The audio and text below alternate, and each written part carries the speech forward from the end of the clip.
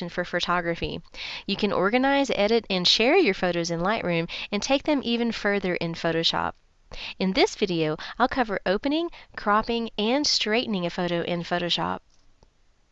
Let's begin in the Start screen, which you'll see when you launch this version of Photoshop. Open the sample image we're providing, or your own photo, by clicking the Open button on the Start screen, or by choosing File, Open to locate an image. When the image opens, activate the Crop tool in the Tools panel, and a resizable crop box immediately surrounds your image. You can drag any corner or any edge to adjust the shape of the box, and you can click and drag within the box to reposition the photo underneath it. When you do, Photoshop darkens the soon-to-be cropped away pixels outside the box, giving you a preview of what the crop will look like.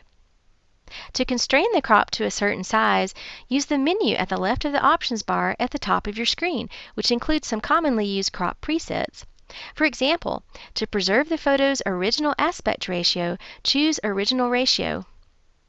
Now, as you adjust the crop box, the photo's original relationship of width to height is preserved.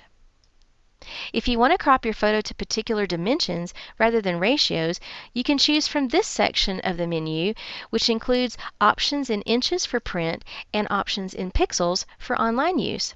If the menu doesn't include the values you want, you can enter them in the boxes to the right of the menu. If the image also needs straightening, click the Straighten icon in the options bar, and your cursor turns into a tiny plus sign. Now click and drag to draw a line across an area in the image that really should be straight, such as this boat ramp. When you release your mouse button, Photoshop rotates the image. It's a good idea to have Photoshop hide the cropped pixels instead of delete them, so you can change your mind about this crop in the future. To do that, turn off Delete Crop Pixels in the options bar. When everything looks good, click the check mark in the options bar, or press the Return or Enter key on your keyboard to crop the image. Now choose View, Fit on Screen to enlarge the image so you can continue editing. Let's save the work you've done so far by choosing File, Save As, and in the Save As dialog box, choose Photoshop from the Format or Type menu. Leave the Layers checkbox turned on, and then click Save. Saving in the Photoshop format retains your cropped pixels as well as any layers you add as you continue to work on this photograph. In fact, it's a good idea to save often while you edit, so at the end of each video in this series, remember to choose File, Save to update this saved Photoshop document with your new edits. You'll learn more about options for saving in the last video in this series.